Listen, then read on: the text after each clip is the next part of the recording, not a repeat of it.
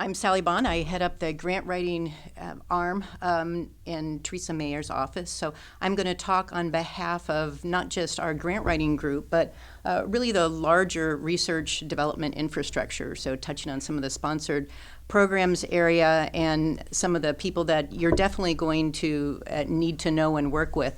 So welcome to Purdue. If you were here, you'd probably be having some really great snacks, but I think the benefit is that you have your dog with you. So that's a real positive. Let's just focus on the upswing here. So I'm going to talk about three things today.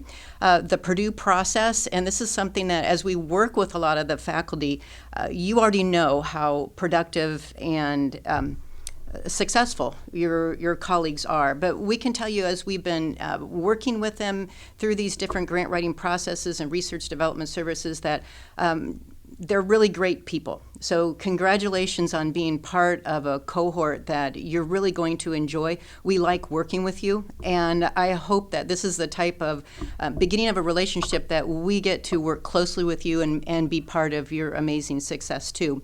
So I'm going to talk high level. The things I'm going to talk about process-wise are going to apply to every single one of you. We're not going to focus on the things that are a little bit niche-y. Some of those will be covered in workshops, or we can do things one-on-one. So you'll be taken care of, but essentially in your language, everything here is going to be on the test, so it all applies to you.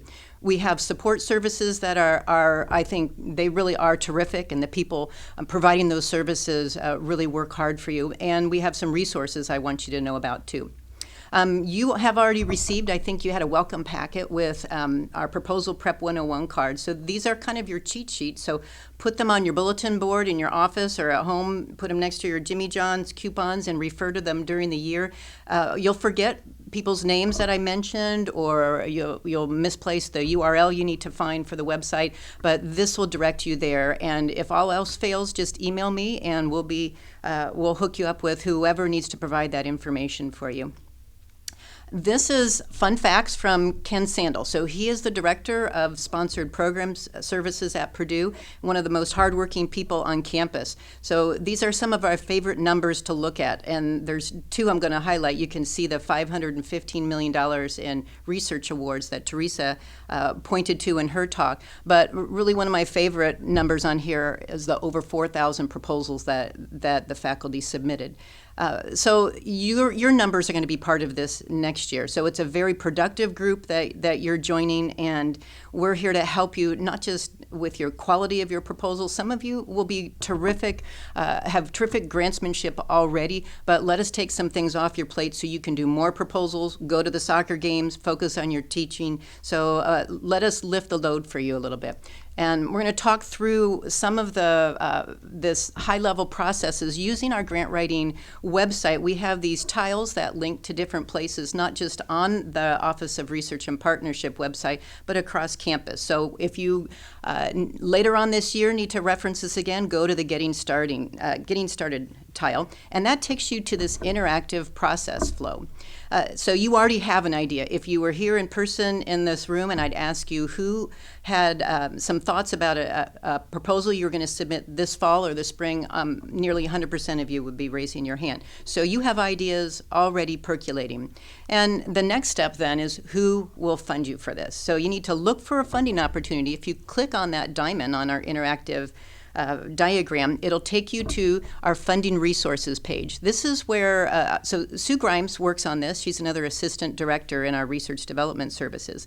And she collates a whole bunch of different internal, external resources. Some will be new to you. So broaden those horizons, as Teresa mentioned, kind of expand where you normally would look for funding. And this is a great resource to do that. And for early faculty in particular, early career faculty, look here under our early investigator funding. It includes not just links to some of the well-known resources such as NSF Career, but also some foundations or there are some funding areas for that may just hit your sweet spot. And so take a look at all these and see what you may be eligible for.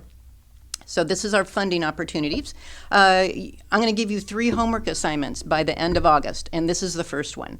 Set up your Pivot account. So Purdue invests significant, they make a significant investment in the Pivot platform, and this will set up your search terms. You can have a variety of different flavors of searches depending on the different types of research you do.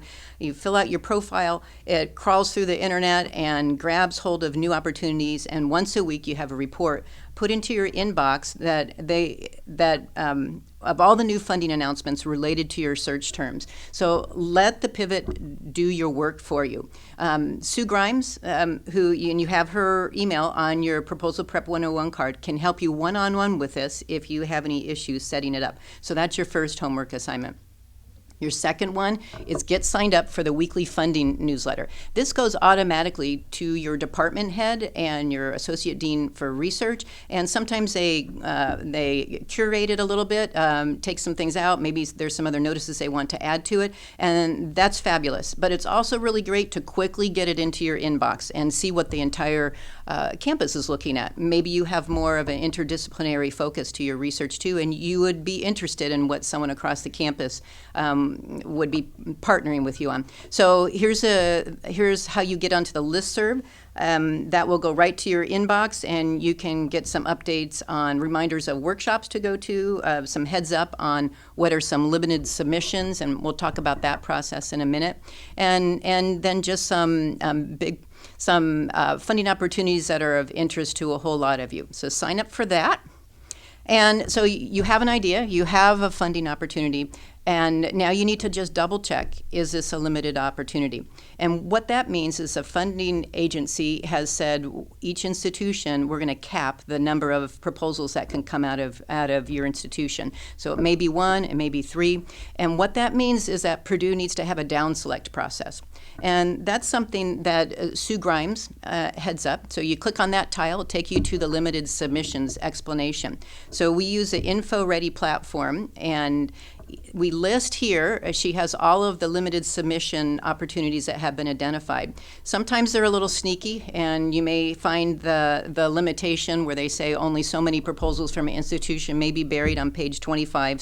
But Sue does a great job capturing almost all of them here, certainly all the major ones. So you want to be careful before you write a proposal. You want to check here, make sure you're not accidentally working on a limited submission, and if you are, then go ahead and join the pool here, be part of the internal competition. There's a pre-proposal stage that's low commitment. It's a short write-up that gets your idea vetted by the associate deans for research. It's a very transparent and fair process to see who goes forward at Purdue.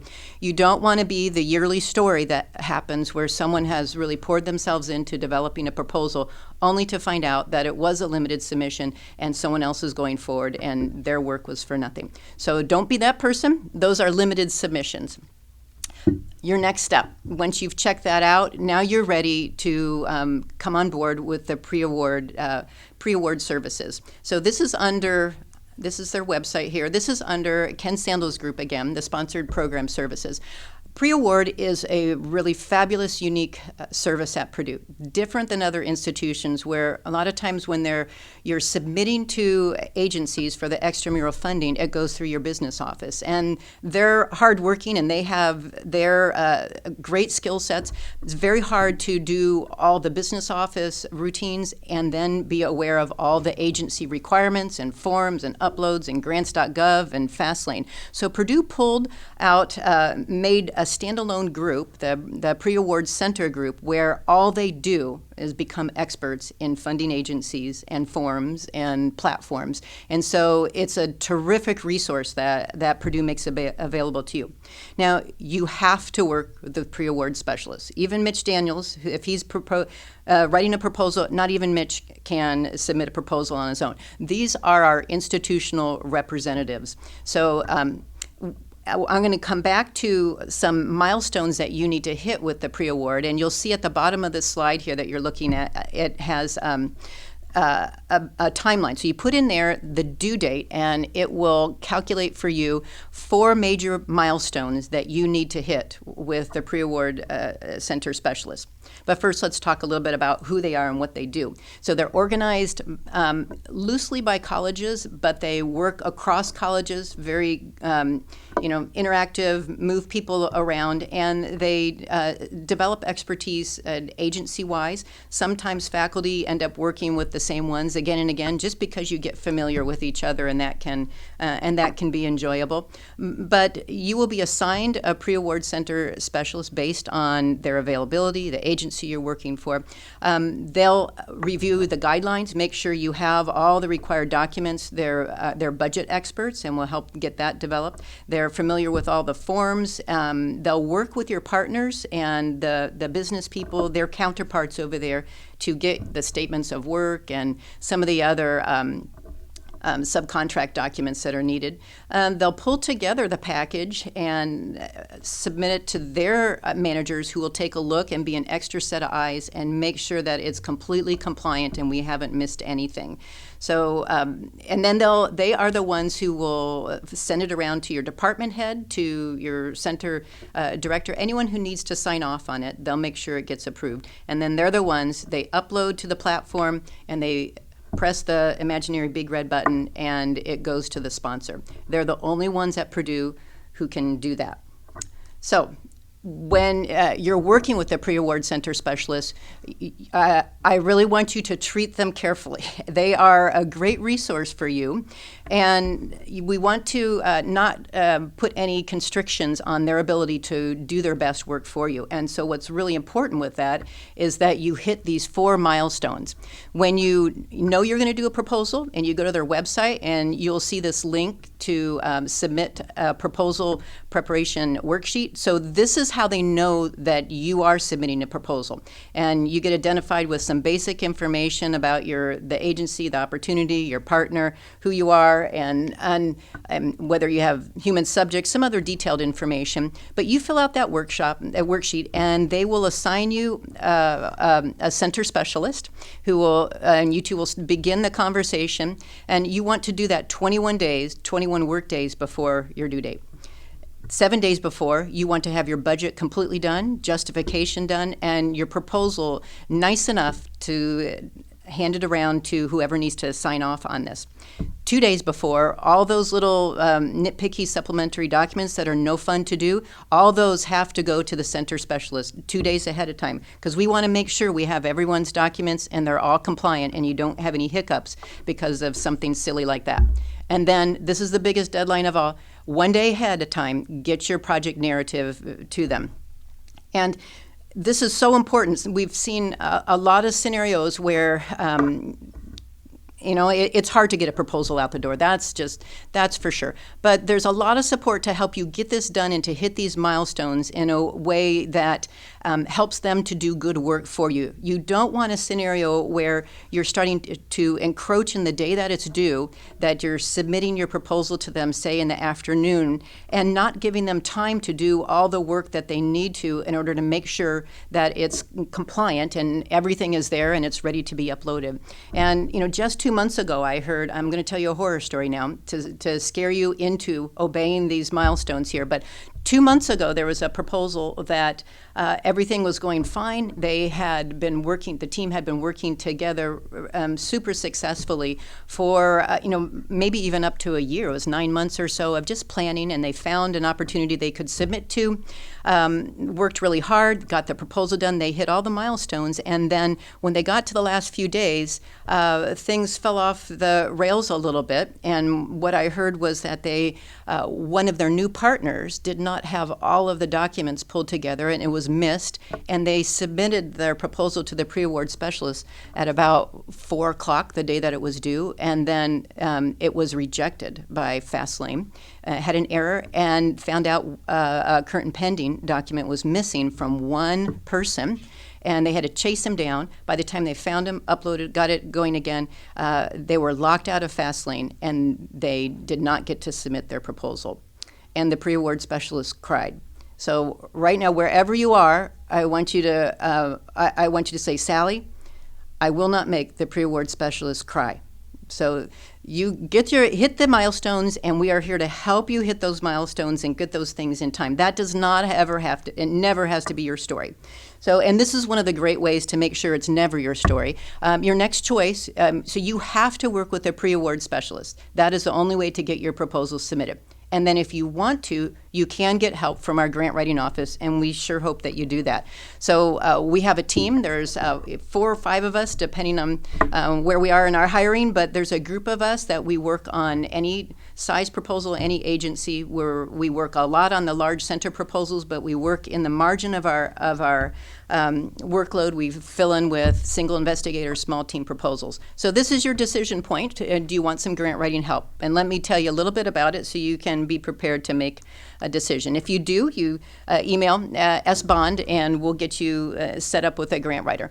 But come here to our website and let's investigate a little bit with some of the resources and processes to help you understand how we work. We'll help you develop a compelling storyline. So every proposal needs to be solving a problem. Even basic research needs to be solving a problem. So your storyline, you have to the end of the first page, maybe the middle of the second page, to hook your reviewers into why your proposal has a reason to exist. If you don't do that, you are most likely from that point on being reviewed in order for reasons for not to fund you. So having this, it's like an elevator pitch. Sometimes it's half a page, 3/4 of a page, but it's pulling all your reviewers up to the starting gate together, no matter what their background is. And this is one of the most overlooked parts of writing a proposal. Your proposal is not about your data. Your proposal is a persuasive argument. And this is a key part of it. And it's a lot of work to wrestle through this. And when you work with our team, we'll walk you through the logic flow that talks through what exactly is this problem and get some explicit language on it and what's been done already to address the problem. And the most important question of all, the big however, what is the gap that still remains? And then how do you propose to address the gap? So it's a funnel of logic that you step the reviewer right to the point of, well, of course, this is exactly the right next step that needs to happen. So now you have an advocate who's reviewing your proposal. So developing a storyline is a really key part of our grant writing work with you. On our website, you'll see some examples. So we color code them so you can see how the logic flows. So become familiar with this. This is great, whether you're working with us or not. Spend some time here and see how other people have developed such compelling storylines. When you have developed a storyline, I'm going to say this has been one of our major successes, I think, as a grant writing group, is helping you to turn it then into a 1-page concept paper. So you have half page of your storyline, you have your goals and objectives, what's unique about your methodology, why you're the right person to do that job. When you're successful, this is going to be the amazing impact of this. And then you have a terrific 1-page document that you can show to your research mentor, your colleagues to develop partnerships, but most importantly, you have a document that you can float to your program officer and have a phone call, or when the pandemic's over, go there in person, even better, and have a conversation about, does this fit into the type of portfolio that you're looking for in your research program? And just here's a story fresh off the press. Just 2 weeks ago, there was some early career faculty members who had really terrific idea, and they're kind of far down with writing their proposal, and got a hold of our office, and we put a little pause on the proposal and said, let's turn this into a concept paper and make sure you have a conversation with your program officer. And they did a terrific job developing this document, sent it off, and the program officer had a powwow with a couple of her colleagues, and the 3 of them looked it over and gave them feedback that was, this is innovative, we like this, however, you belong in this program over here. And sent them and suggested they approach that program officer and submit in that area. So if they had proceeded with that full investment of the 15-page proposal and all the time they had spent in developing their idea, putting it on paper, turning it into a proposal, submitting, waiting for the review panel to be assembled, waiting for the review to happen, waiting for the results, they would have heard, great, innovative ideas. We like A, B, and C. However, you needed to go to program over here. So they would have lost about 9 months, probably, 7 to 9 months of effort would have been delayed there. So this has happened to us again and again. Even a well-established professor, last year we were working with him on this and developed a concept paper, talked to the program officer. She loved the idea, but she said, this is not a track 2 proposal. This is a track 1 proposal. Submit it under that area. If they had gone ahead and with our assumption that it belonged in this other track, it would have been rejected simply because it was misaimed in what track to go to, and they would have had to wait an entire year to resubmit again. So, maybe some of you have watched the Hamilton thing during the pandemic, but remember that little song that goes, don't waste your shot? So this is your don't waste your shot. When you have the concept paper, let's make sure that it's a small investment, a one-pager. It'll take us a couple weeks to wrestle through, 3 weeks at the very most. And then let's get it to your program officer and get the type of feedback so that when you invest in that full proposal, your time is going to be really well spent. So let us help you with these concept papers. All right, so moving on, I'm just going to zip through some resources that in all your free time that I'm sure you have, you can find on our website. This is our drop-in text. So when you're writing facilities documents and you need to know about like the Burke Nanotechnology Center that Teresa mentioned or some of the other research cores,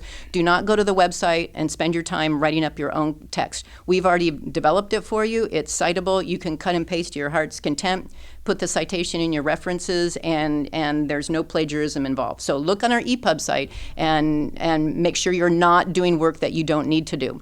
We have templates on things that maybe are unfamiliar to you, like doing management plans, developing research instrumentation proposals. So look at some of our stepwise guides that are online.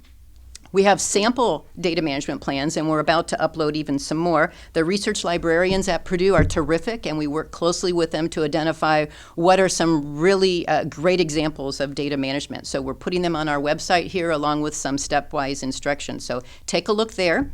Again, if you want grant writing help, and we hope that you will take advantage of us, any award size is fine, and any agency, external proposals only. We don't do the internal competitions. And just contact us as soon as you know.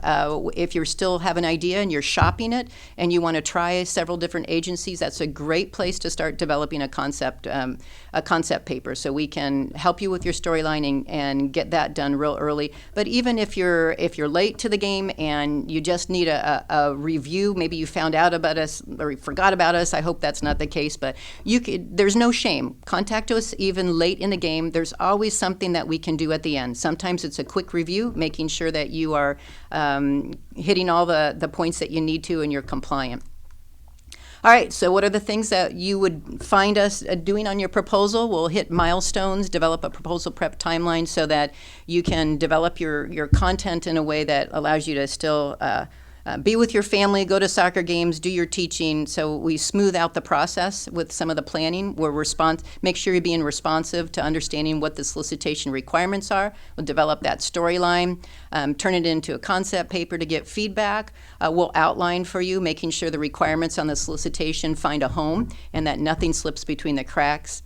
We can do some really cool graphics for you. We'll develop some partnerships for education and outreach and a lot of different areas. When you have a centralized grant writing resource, what's super helpful is that we work all across campus, so we know who does what in engineering or education or science. So we're a bit of a matchmaking service too. So take advantage of us for that also. And copy editing, if you have 7 people writing a document, and we'll compile it for you and we'll edit it so it sounds like only one person wrote it. And we'll take care of a lot of those nasty little supplementary documents for you and just lighten the load for you. Whatever we can take off your plate so that you're free to do the type of things that only you can do, that's one of our major goals here. Okay, here's your third assignment for August. Sign up for some workshops. Go to the Office of Research and Partnerships website. You'll find the link there for events. And 2 of the workshops already are available for registration. So I'm sorry you'll miss out on a good box lunch, but we can do this virtually, and we usually have really great feedback from these workshops. We'll get down into some more of the details that we couldn't talk about today. So that's your third assignment. Get signed up for some of our workshops. All right, so that's all I have. If you guys have any questions. Thanks very much, Sally. So far, the only question we have is where can we get your slides? Oh. If you want to give them to us, yeah, if that's okay, we can put them up on the faculty orientation webpage. Sure. Yep. No, that sounds great. And if you need some of them clarified with, and we kind of, it was drinking from the fire hose today. So if there are some specific slides where you're having some questions or you want a little deeper dive, just email me and we can have a conversation offline also. Okay, thanks very much. Okay, thank you.